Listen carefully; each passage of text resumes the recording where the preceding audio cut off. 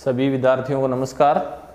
आज हम chapter number 12 में प्रकाश की जो प्रकृति है उसमें पार्ट नंबर 4 पढ़ेंगे।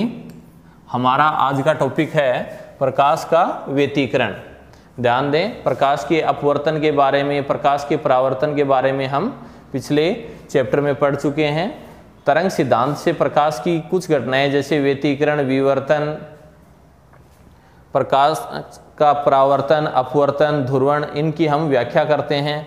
तो हमारे लिए अब नेक्स्ट टॉपिक है प्रकाश का व्यतिकरण, यानी व्यतिकरण किसे कहते हैं और व्यतिकरण कितने प्रकार का होता है, व्यतिकरण के लिए कौन कौन सी आवश्यक शर्तें होती हैं, व्यतिकरण को गणितीय रूप में किस प्रकार से हम प्रदर्शित कर सकते हैं, व्यतिकरण की घटना को समझने के लिए प्रयोग कौन सा है, ये सारी चीज़ें हम पढ़ेंगे। तो सबसे पहले प्रकाश का व्यतिकरण।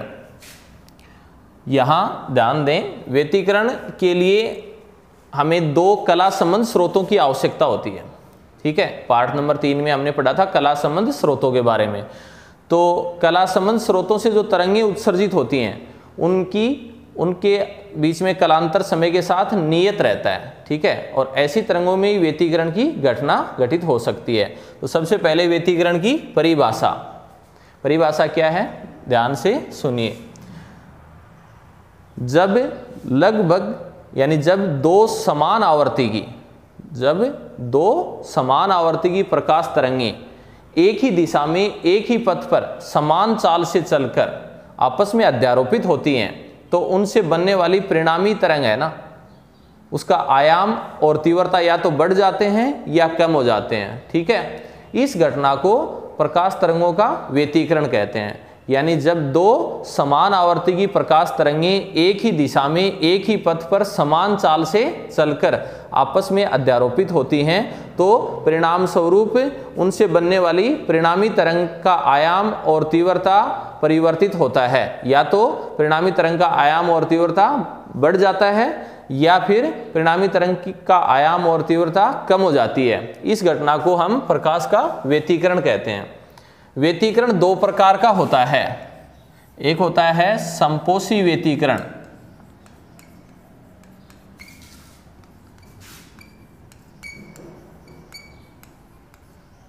और दूसरा विनाशी व्यतिकरण।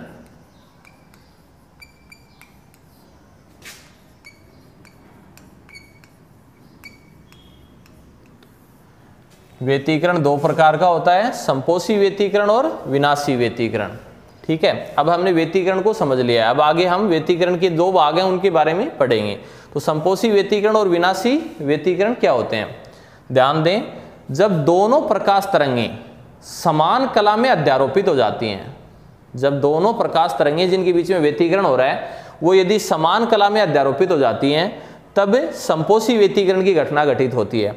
और जब दोनों प्रकाश तरंगें विपरीत कला में अध्यारोपित हो जाती हैं तो विनाशी व्यतिकरण की घटना घटित होती है। ठीक है, संपोषी व्यतिकरण में परिणामी तरंग का आयाम और तीव्रता बढ़ जाते हैं जबकि विनाशी व्यतिकरण में परिणामी तरंग का आयाम और तीव्रता कम हो जाते हैं।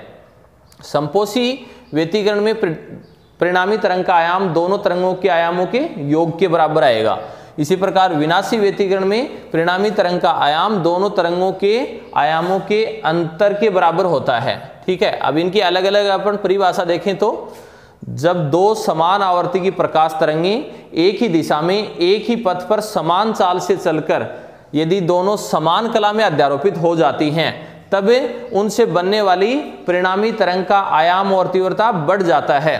ठीक है, इस घटना को संपोषी व्यतिकरण कहते हैं।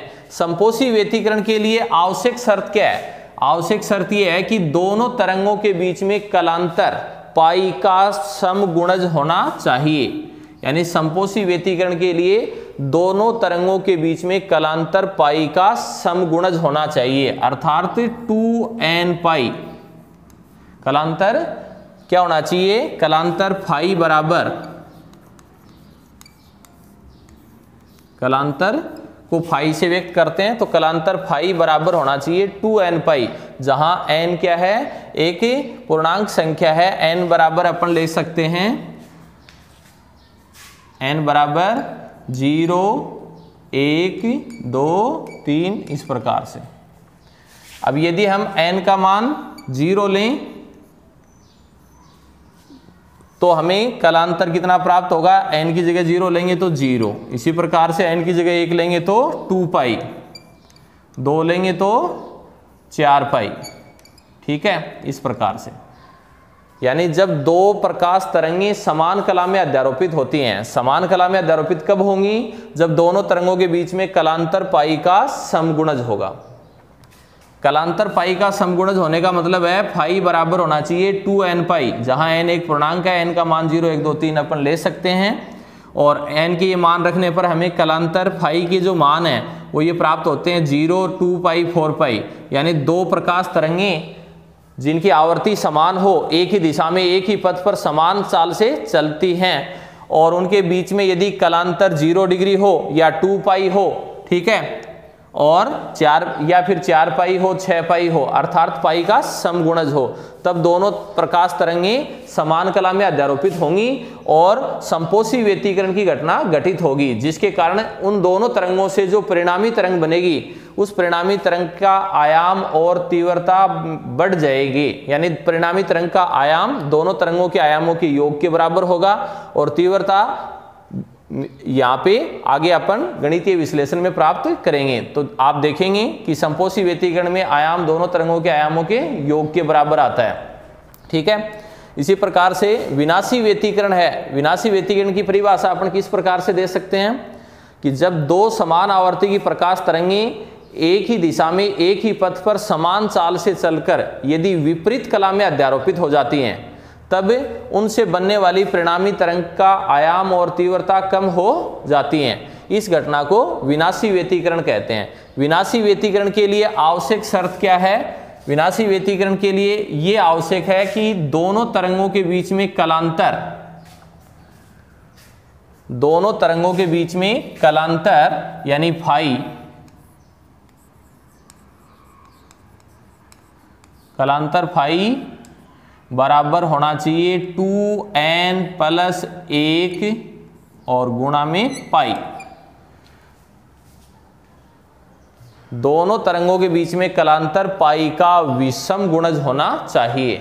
यानी दो ऐसी प्रकाश तरंगें जो जिनकी आवर्ती समान हो, एक ही दिशा में एक ही पथ पर समान चाल से चलकर यदि विपरीत कला में अध्यारोपित होती हैं तो उनसे विनाशी व्यतिकरण की घटना घटित होती है। विनाशी व्यतिकरण के लिए कलांतर फाई पाई का विषम गुणज होना चाहिए, अर्थात फाई बराबर 2n + 1 पाई।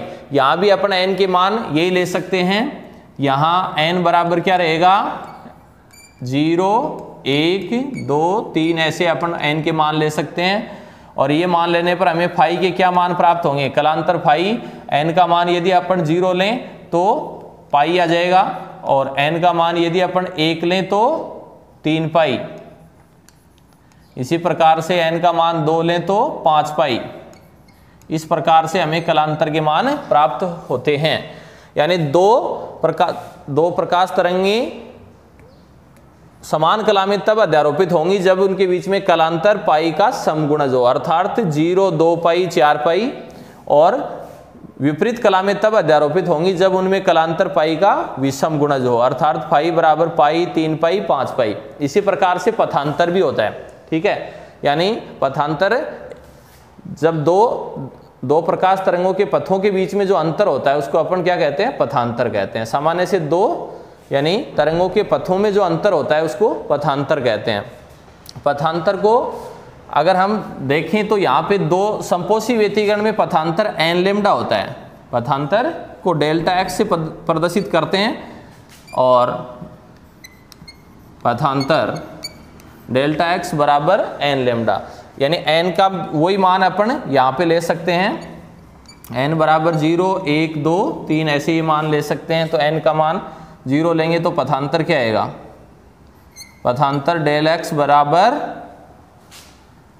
n की जगह 0 लें तो लेम्डा आ जाएगा, 1 लेंगे तो n की जगह 0 लेंगे तो ये तो 0 आ गया, और n की जगह 1 लेंगे तो लेम्डा, 2 लेंगे तो 2 लेम्डा, 3 लेंगे तो 3 लेम्डा। इस प्रकार से तो यदि दो तरंगों के बीच में पथांतर 0 लेम्डा 2 लेम्डा 3 लेम्डा, अर्थात लेम्डा का पूर्ण गुणज आ रहा हो, तब दोनों तरंगें समान कला में ही अध्यारोपित होंगी और उनके बीच में संपोषी व्यतिकरण की घटना घटित होगी। तो ये पथांतर है, तो पथांतर 0 डिग्री 2 पाई 4 पाई, यानी अपन पथांतर ये कलांतर है, यानी अगर हम कलांतर के लेके समझ रहे हैं तो कलांतर तो पाई का समगुणज होना चाहिए, अर्थात 0, 2 पाई और 4 पाई, तभी संपोषी व्यतिकरण घटित हो सकता है दोनों तरंगों में। यदि दो तरंगों के बीच में हम पथांतर ले रहे हैं तो पथांतर 0 लेमडा 2 लेमडा, अर्थात लेमडा का पूर्ण गुणज होना चाहिए, n लेमडा होना चाहिए। यदि दो प्रकाश तरंगों में पथांतर लेमडा का पूर्ण गुणज हो अर्थात n लेमडा हो तो भी उनमें संपोषी व्यतिकरण होगा और परिणामी तरंग का आयाम और तीव्रता बढ़ जाएंगे। इसी प्रकार से विनाशी व्यतिकरण में पथांतर अपन देखें तो पथांतर डेल्टा x बराबर रहेगा 2n+1 और इंटू लेमडा बटा 2, ठीक है। यानी जब दो प्रकाश तरंगों में पथांतर लेमडा बटा 2 का विषम गुणज हो तब दोनों तरंगें विपरीत कला में अध्यारोपित होंगी और उनसे बनने वाली परिणामी तरंग का आयाम और तीव्रता में कमी आएगी, ठीक है। और विनाशी, इस घटना को अपन क्या कहेंगे, विनाशी व्यतिकरण। अब सारांश रूप में संपोषी व्यतिकरण में परिणामी तरंग का आयाम और तीव्रता बढ़ जाते हैं, विनाशी व्यतिकरण में परिणामी तरंग का आयाम और तीव्रता घट जाते हैं, ठीक है। संपोषी व्यतिकरण के लिए आवश्यक शर्त है दोनों तरंगों के बीच में कलांतर पाई का समगुणज होना चाहिए, अर्थात 2n पाई या हम कहें 0, 2 पाई 4 पाई ऐसे हमें प्राप्त हो तो संपोषी व्यतिकरण होगा। इसी प्रकार से विनाशी व्यतिकरण में दोनों तरंगों में कलांतर पाई का विषम गुणज होना चाहिए, यानी 2n+1 पाई ये होना चाहिए, अर्थात पाई 3 पाई 5 पाई होना चाहिए। अगर हम संपोषी व्यतिकरण के लिए पथांतर लें तो पथांतर डेल x n लेमडा के बराबर होना चाहिए और विनाशी व्यतिकरण में पथांतर डेल x बराबर 2n+1 लेमडा बटा 2 होना चाहिए, जहां n एक पूर्णांक है, n के मान अपन 0, 1, 2, 3 ले सकते हैं, ठीक है। संपोषी व्यतिकरण में दोनों प्रकाश तरंगें समान कला में अध्यारोपित होती हैं, विनाशी व्यतिकरण में दोनों प्रकाश तरंगें विपरीत कला में अध्यारोपित होती हैं। उसको अपन संपोषी व्यतिकरण के लिए अगर हम पीछे अपन ने पढ़ा है 11th क्लास में, इसको विस्तार से आपने पढ़ा है थोड़ा सा, तो वहाँ पे आपने इसके लिए आलेख भी बनाए हैं। यानी अगर दोनों प्रकाश तरंगें समान कला में अध्यारोपित होती हैं तो दोनों तरंगें इस प्रकार से अध्यारोपित होंगी तो परिणामी तरंग इस प्रकार की प्राप्त होगी अपने को, ठीक है। और यहाँ पे वेग समय आलेख के लिए अपन देखें तो अगर पहली तरंग का आयाम अगर अपन a1 माने, दूसरी का आयाम अपन a2 माने, तो परिणामी तरंग है उसका आयाम इसके बराबर हो जाएगा, यानी परिणामी तरंग का आयाम r बराबर क्या हो जाएगा, r से व्यक्त कर रहा हूं मैं, जैसे ये क्या है, परिणामी तरंग है और ये जो है ये दो तरंगे, यानी तरंग फर्स्ट है और ये तरंग सेकंड है, ठीक है। अब दोनों तरंगें यदि समान कला में अध्यारोपित होती हैं, दोनों तरंगें यदि समान कला में अध्यारोपित होती हैं तब परिणामी तरंग का आयाम r बराबर होगा a1+a2। यहाँ a1 तरंग फर्स्ट का आयाम है और a2 तरंग सेकंड का आयाम है और ये परिणामी तरंग को प्रदर्शित करता है ये आलेख, ठीक है। तो ये संपोषी व्यतिकरण के लिए है। इसी प्रकार विनाशी व्यतिकरण के लिए हम देखें तो विनाशी व्यतिकरण में दोनों प्रकाश तरंगें विपरीत कला में अध्यारोपित होती हैं। तो इस प्रकार से जैसे एक तरंग ये हो गई, तरंग फर्स्ट हो गई ये, और ये हो गई दूसरी जो है जिसको डैश डैश से दिखाया ना, ये तरंग सेकंड हो गई। अब की बार परिणामी तरंग, यानी ये जो बीच में जो रेखा खींच रखी है ये किसको प्रदर्शित करेगी, परिणामी तरंग को, ठीक है। तो ये संपोषी व्यतिकरण के लिए आलेख हो गया और ये विनाशी व्यतिकरण के लिए। अब की बार यानी ये तरंग फर्स्ट है और ये तरंग सेकंड है, तो परिणामी तरंग यहाँ पे ये बीचों बीच है और इसमें परिणामी तरंग ये है, यानी संपोषी व्यतिकरण में परिणामी तरंग का आयाम बढ़ जाता है, जबकि विनाशी व्यतिकरण में परिणामी तरंग का आयाम r बराबर होगा a1 - a2 या a2 - a1 भी लिख सकते हैं, यानी दोनों तरंगों के आयामों के अंतर के बराबर होता है, ठीक है। तो ये सारी चीजें हमने व्यतिकरण के गणितीय विश्लेषण के लिए आगे हमारे उपयोग में भी आएंगी। और हमने ये समझ लिया कि संपोषी व्यतिकरण क्या होता है, विनाशी व्यतिकरण क्या होता है। अब आगे हम व्यतिकरण की घटना के लिए आवश्यक शर्तें पढ़ेंगे।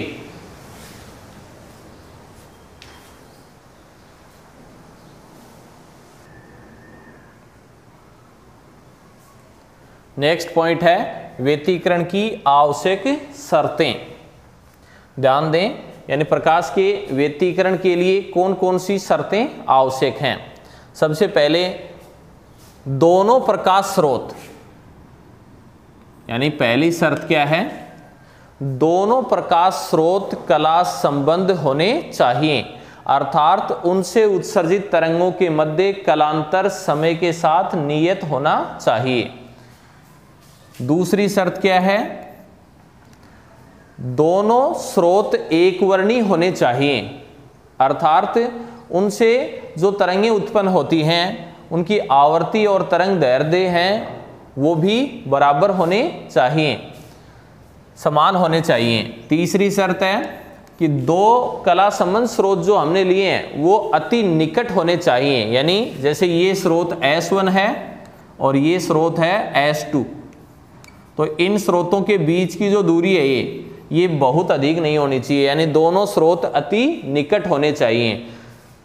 चौथी शर्त क्या है, चौथी शर्त ये है कि दोनों स्रोत अति संकीर्ण भी होने चाहिए, यानी जिन स्रोतों से प्रकाश उत्पन्न हो रहा है उन स्रोतों की चौड़ाई संकीर्ण यानी छिद्र अपन कह सकते हैं कि अगर किसी छिद्र में से प्रकाश आ रहा है तो उस छिद्र का जो आकार है वो अति संकीर्ण होना चाहिए, उसकी चौड़ाई बहुत ज्यादा नहीं होनी चाहिए। पांचवा यानी आवश्यक शर्त यह है कि यदि हम स्थायी और स्पष्ट व्यतिकरण देखना चाहते हैं, पर्दे पर हम व्यतिकरण फ्रिंजों में अच्छा विपर्यास देखना चाहते हैं, तो दोनों तरंगों का आयाम भी समान होना चाहिए। यदि दोनों प्रकाश तरंगों का आयाम समान है तो संपोषी व्यतिकरण और विनाशी व्यतिकरण की जो घटना है उसको अपन पर्दे पर देखेंगे तो हमें फ्रिंजों के मध्य विपर्यास अच्छा दिखेगा, साथ ही विनाशी व्यतिकरण की स्थिति में पूर्ण अंधकार होगा। विनाशी व्यतिकरण की स्थिति में हमने पीछे पढ़ा है कि परिणामी तरंग का आयाम होता है R बराबर A1 माइनस A2 विनाशी व्यतिकरण में। यदि दोनों तरंगों का आयाम समान हो, यानी दोनों तरंगों का आयाम यदि हम A मान लें तो क्या प्राप्त हुआ, हमें परिणामी तरंग का आयाम 0 प्राप्त हो गया। यानी यदि दोनों तरंगों का आयाम अगर समान है तो विनाशी व्यतिकरण में पूर्ण अंधकार हो जाएगा। ठीक है, इसलिए स्पष्ट व्यतिकरण के लिए दोनों तरंगों का आयाम भी समान होना चाहिए। छठी शर्त है व्यतिकरण की आवश्यक शर्तों में कि दोनों प्रकाश तरंगों के मध्य पथांतर बहुत अधिक नहीं होना चाहिए, यानी अगर दोनों स्रोत हैं उनके बीच की दूरी बहुत ज्यादा हो जाएगी तो इनसे उत्पन्न होने वाली तरंगों के बीच में पथों का जो अंतर है वो, इस पथों का अंतर यानी अगर अपन बिंदु P की बात करें तो बिंदु P पर S1P और S2P इन दोनों तरंगों के बीच में पथांतर ये है S2A है ना, तो ये पथांतर बहुत अधिक नहीं होना चाहिए। ये भी व्यतिकरण के लिए आवश्यक है। ठीक है,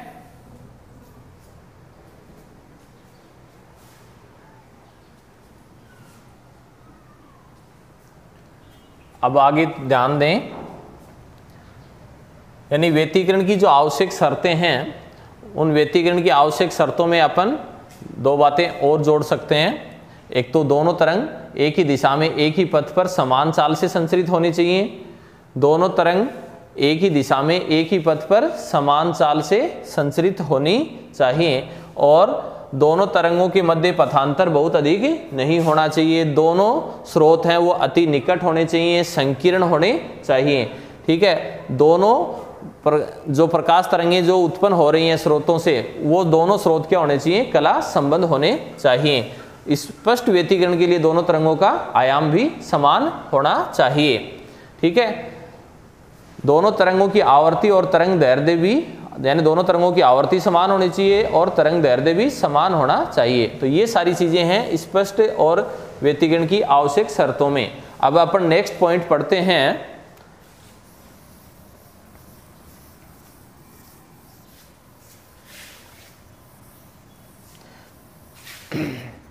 नेक्स्ट टॉपिक है यंग का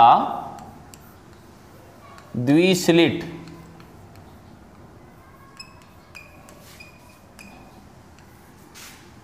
यंग का द्विस्लिट प्रयोग।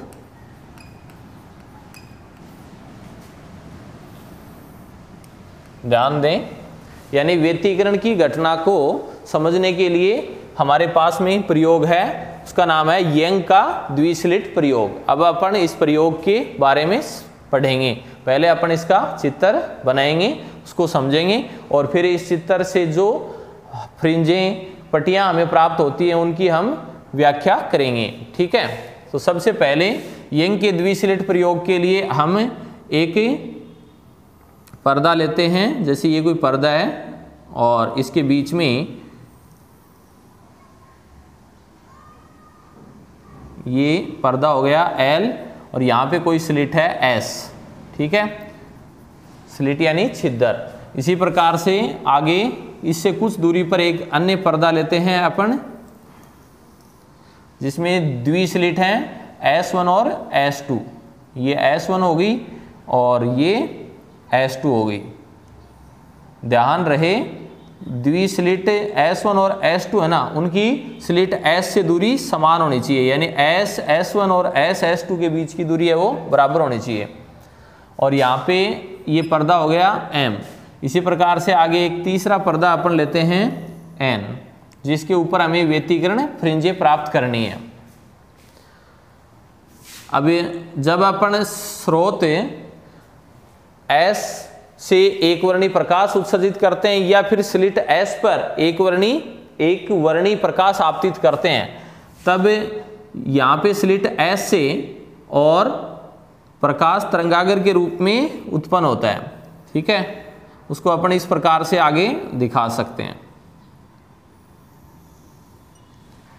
ये प्रकाश का तरंगागर जब स्लिट S1 S2 पर पहुंचता है तो S1 और S2 यानी तरंगागर के बिंदु बन जाते हैं, और हाइगेंस के तरंग सिद्धांत के अनुसार तरंगागर के प्रत्येक बिंदु से नई तरंगिकाएं उत्सर्जित होती हैं, अर्थात तरंगागर का प्रत्येक बिंदु नए विक्षोभ का स्रोत माना जा सकता है। तो S1 और S2 से जो द्वितीयक तरंगिकाएं उत्सर्जित होंगी उनको अपन इस प्रकार से प्रदर्शित कर देंगे।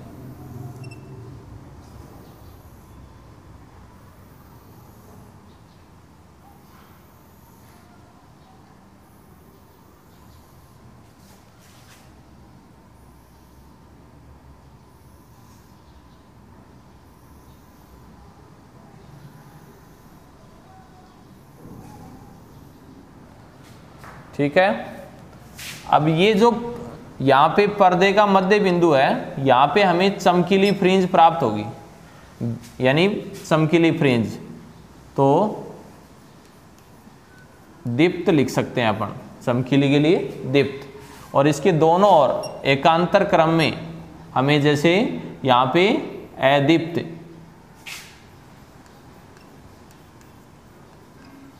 ठीक है, ये अदीप्त फ्रिंज प्राप्त होगी। इसी प्रकार यहाँ भी अदीप्त फ्रिंज प्राप्त होगी।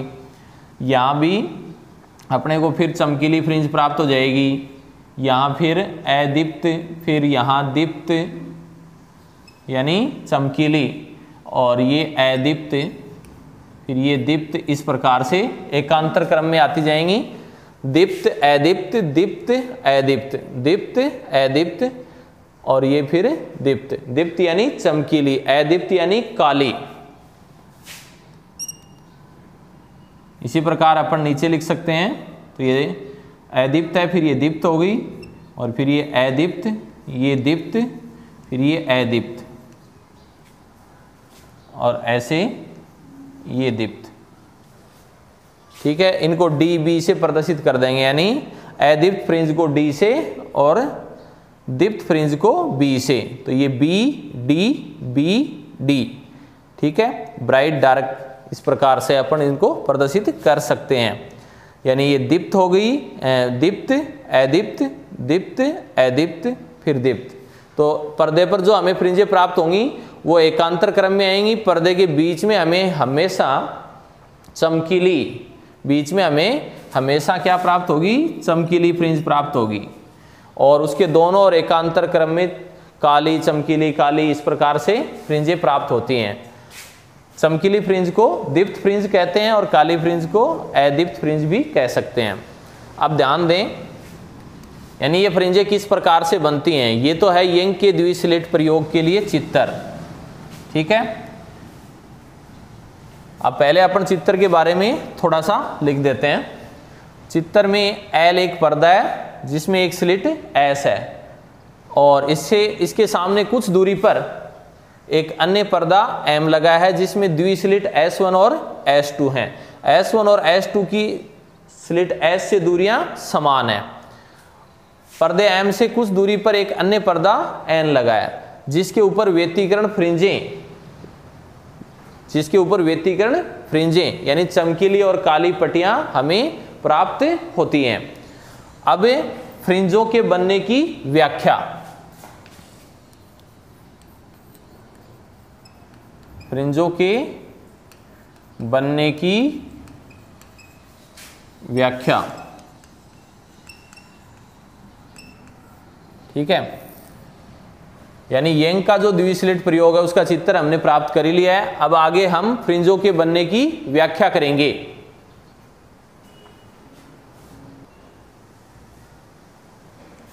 ध्यान दें, तरंग सिद्धांत से फ्रिंजों के बनने की व्याख्या, यानी यंग के द्विस्लिट प्रयोग में और फ्रिंजें पट्टियां हमें कैसे प्राप्त होती हैं। जब स्रोत S से एक वर्णी प्रकाश उत्सर्जित किया जाता है, या फिर अगर हम इसको स्लिट लें तो जब स्लिट S पर एक वर्णी प्रकाश आपतित किया जाता है तो स्लिट S से उत्सर्जित प्रकाश का तरंगागर स्लिट S1 S2 पर आपतित होता है।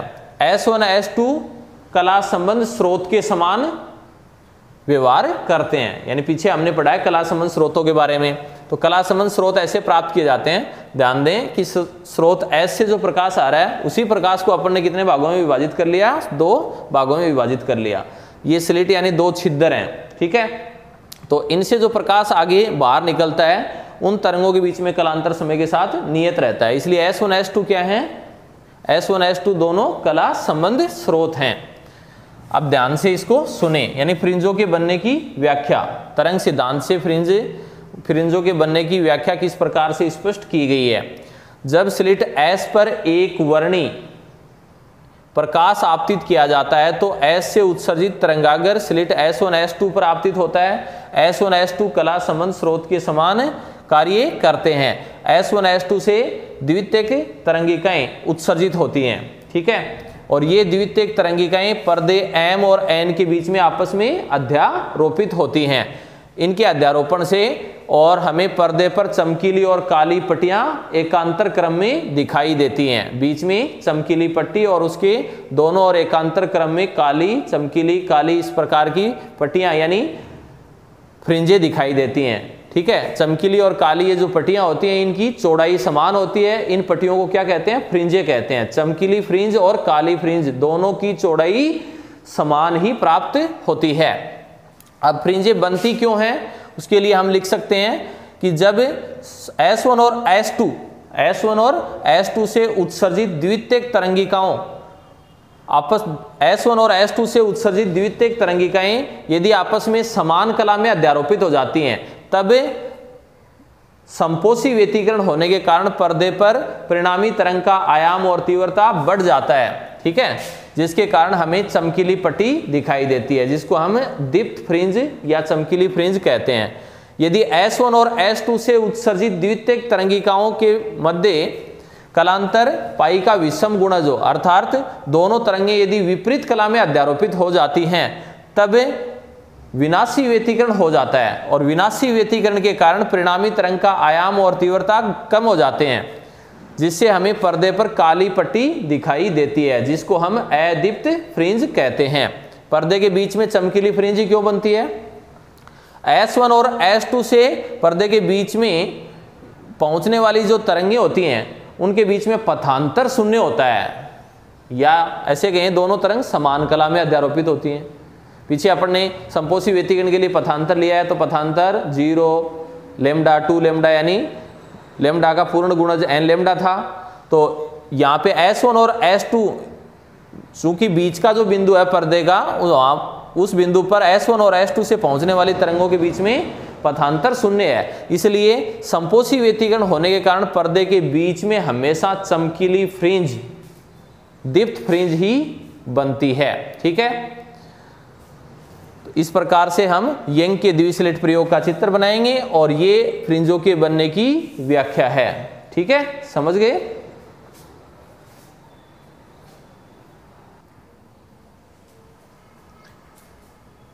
तो ये था अपना यंग का द्विस्लिट प्रयोग। ठीक है, आज के पार्ट में बस इतना ही।